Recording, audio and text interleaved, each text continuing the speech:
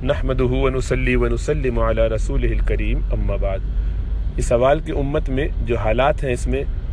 جہاد کیوں نہیں کیا جاتا؟ علماء کرام اللہ والے یہ اعلان کیوں نہیں کرتے؟ امت میں جب تک جہاد تھا، ایک اس کی قوت تھی، ایک طاقت تھی، ایک روب تھا، لوگوں پر ایک خوف رہتا تھا، دوسرے لوگ ہمت نہیں کرتے تھے۔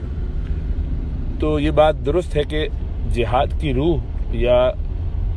جذبہ جو لوگوں میں ہوتا تھا مسلمانوں میں، اس کی وجہ سے اسلام کی بڑی حفاظت تھی، اور اسی لیے جہاد مشروع بھی ہوا تاکہ ظالم کو روکا جا سکے اور مظلوم کی مدد کی جا سکے۔ اس کے بارے میں کچھ بنیادی باتیں ذہن میں رہنی چاہیے۔ ایک یہ کہ جہاد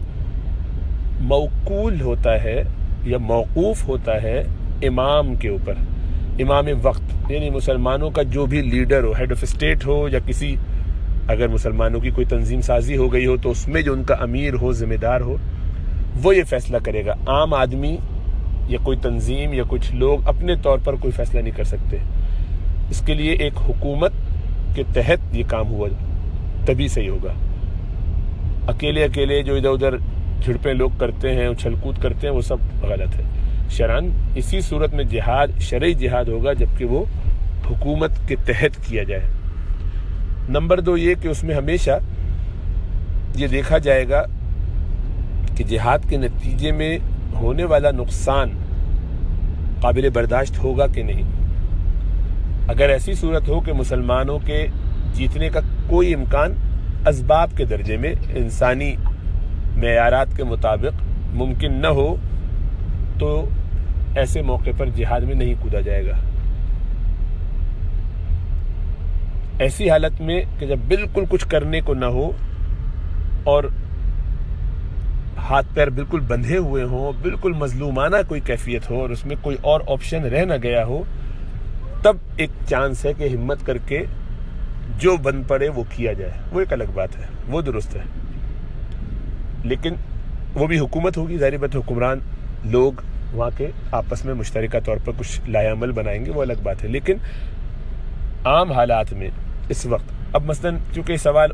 اس لیے کیا گیا ہے کہ فلسطین میں جو ہو رہا ہے اس میں جہاد کیوں نہیں کیا جاتا، تو فلسطین کے اندر جو معاملات ہیں یہ الحمدللہ وہاں تو جہاد ہو رہا ہے، اور باقاعدہ ہو رہا ہے، اور کئی سالوں سے ہو رہا ہے، بلکہ دہائیوں سے ہو رہا ہے، اور انشاءاللہ تعالی جاری رہے گا۔ جو دوسرے لوگ ہیں ان کو اس میں شریک ہونا چاہیے کہ نہیں، یہ سوال ہے۔ تو جواب یہ ہے کہ جب اسلامی حکومتیں یا ایک اسلامی حکومت یا خلافت قائم نہ ہو، تو جو ملکوں کی شکلیں بن چکی ہیں، ان ملکوں کے عمراء، ان کے ذمہ داران، ان کے ہیڈ آف اسٹیٹ جو بھی ہوں، صدر ہوں، وزیر اعظم ہوں، ان کے عامی، ان کے جو بھی بیوروکریسی ہے، ان کی جو بھی عدلیہ ہے، ان کے بزنس مین ہیں، یہ ارباب حل و عقد کہلاتے ہیں، کسی ملک کے معاملات کو سنبھالنے چلانے والے۔ یہ سارے لوگ، پارلیمنٹ، یہ فیصلہ کرتے ہیں کہ ہمیں اس وقت اس معاملے میں کودنا ہے یا نہیں کودنا ہے۔ تو جب وہ یہ فیصلہ کر لیں تو اس کے مطابق عمل ہوگا۔ تو جس ملک میں جہاں لوگ ہوں گے وہ ویسے ہی چلیں گے۔ یہ نہیں ہو سکتا کہ ہم ہوں ایک ملک کے باشندے اور ہمارے حکمرانوں کی طرف سے اس کا فیصلہ نہ ہوا اور ہم جا کے کود پڑے۔ ایسا نہیں کیا جا سکتا۔ ایسا کرنے کی جب تک آپ کی حکومت کی طرف سے اجازت نہ ہو، اگر آپ کریں گے تو اس سے فتنہ فساد پھیلتا ہے، کیوس پھیلتا ہے۔ اب ظاہر بات ہے اس وقت چونکہ ہمارے سامنے جو شکل ہے فلسطین کی، بالخصوص وہاں کے مظلوم مسلمانوں کی، تو اس میں اصل کام کرنے کا تو یعنی مادی اعتبار سے حکومتوں کا ہے۔ وہی کچھ پریشر ڈالیں، وہ بات کریں، وہ اپنے جتنے بھی اثر و رسوخ ہیں اور ذرائع ہیں ان کو استعمال کریں، اور ان کو ہم اپنی طور پر اپنے خیالات کا اظہار ان کے سامنے کرتے رہیں۔ اسی لیے یہ جو مظاہرے ہوتے ہیں، ڈیمونسٹریشنز اور جلسے جلوس وغیرہ، لکھا جاتا ہے، پڑھا جاتا ہے، بتایا جاتا ہے، کہا جاتا ہے، یہ اپنے غصے، غم اور اپنے جذبات کا اظہار ہے، یکجہتی کا اظہار ہے، اور یہ کرنا چاہیے تاکہ ان کو، حکمرانوں کو بھی پتہ چلے کہ لوگوں کے جذبات کیا ہیں، اسی طریقے سے وہاں کے لوگوں کو بھی پتہ چلے کہ ہمارے مسلمان بھائی کہاں کہاں ہمارے ساتھ ان کے دل دھڑکتے ہیں، ان کی یکجہتی ہے، ان کی محبتیں ہیں۔ اور باقی اللہ سبحانہ و تعالیٰ کی نصرت، مدد اپنی جگہ ہے۔ لیکن جس وجہ سے ہمارے یہ حکمران نہیں اٹھ پا رہے ہیں، یا سارے لوگ جمع نہیں ہو پا رہے ہیں، یا امت میں یہ کام رک گیا ہے، جہاد کا پورا عمل رک گیا ہے، اس کی وجہ کو سوچئے۔ وہ یہ ہے کہ ہم ایمانی طور پر قلاش ہو گئے، ہم تقوی سے اب مزین نہیں رہے ہیں، ہم اللہ سبحانہ و تعالیٰ کی محبت، ان کے دین کی محبت، ان کے نبی صلی اللہ علیہ وسلم کے نام پر ان کی حرمت پر مرنے کٹنے کے لیے تیار نہیں ہیں، ہم ان کی خاطر کوئی قربانی دینے کے لیے تیار نہیں ہیں، نماز روزے کے لیے تیار نہیں ہیں، ان کے لیے ہم اٹھ کے یعنی کوئی ایسا معمولی سا کام، معمولی معنی میں کہ جس میں ہمیں جان نہیں لگانی پڑتی، گھر میں ہوتے ہوئے بھی اگر کرکٹ میچ چل رہا ہے تو ہم نماز پڑھنے مسجد نہیں جا سکتے، ہم اس کو موقوف کریں گے اگر نمازی ہیں تب بھی، تا وقت کے وقفہ آ جائے اور آخری وقت ہو اور ہم جلدی سے کسی وقت بیچ میں نکل کے نماز ادا کر لیں، اور اس میں بھی پورا خیال اسی طرف رہے کہ کیا ہوا کرکٹ میں اور پیچھے۔ تو آپ اندازہ کیجئے کہ ایسی صورتحال میں کہ جب لوگوں کے لیے ان کی زندگی کی عیاشیاں کوئی ضرورت کی چیز نہیں، کوئی ایسی چیز نہیں جس سے ان کی دنیاوی کوئی مفاد وابستہ ہو،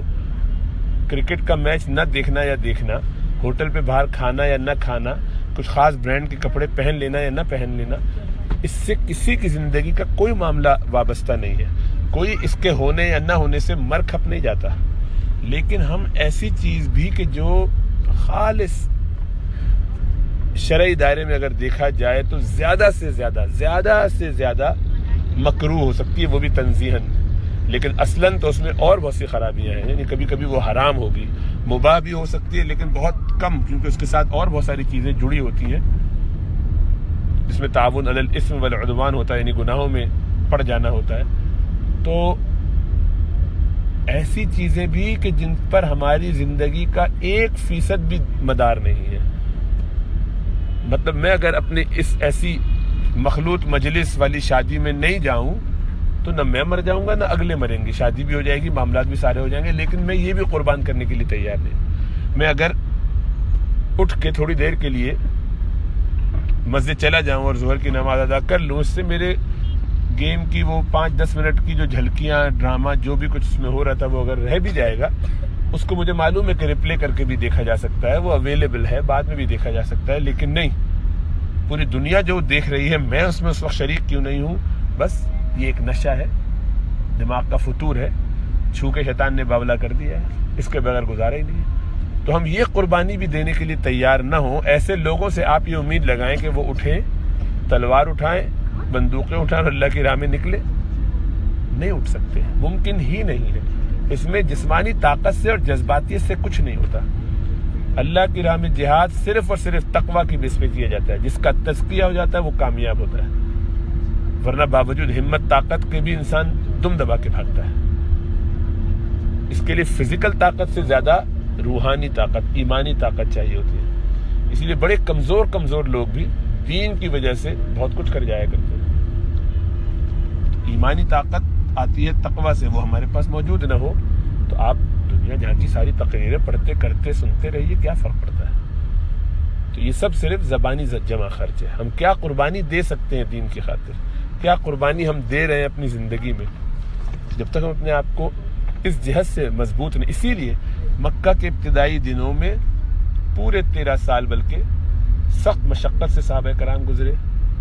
انہیں بالکل مضبوط کیا گیا، کندن بنایا گیا، کھولتے ہوئے گویا تیل میں پکایا گیا تاکہ وہ چمک اٹھے، ان کی خوب صفائی کی گئی، ایسے وہ قیمتی موتی بنے کہ ان میں سے ہر ایک اپنی جگہ پورا کا پورا دین کا علمبردار تھا، اور اس طریقے سے چلتا تھا کہ بس لگاتا تھا تو جب نعرہ تو خیبر توڑ دیتا تھا۔ تو یہ ان کی کیفیت تھی، قدم رکھتا سمندر میں تو رستہ چھوڑ دیتا تھا۔ کیسے عجیب لوگ تھے۔ تو دریا میں گھوڑوں کے ساتھ کود رہے ہیں اور دوسری طرف پہنچ گئے ہیں، سمندر پار کر رہے ہیں اور گھوڑوں کے سموں میں پانی بھی نہیں لگا ہوا۔ تو یہ ان کے اختیار کی چیز نہیں تھی، اللہ کی مدد اور نصرت تھی۔ فرشتوں کی ایسی نصرت آتی تھی کہ حیرت ہوتی تھی کہ کیا اللہ سبحانہ و تعالیٰ کی شان ہے،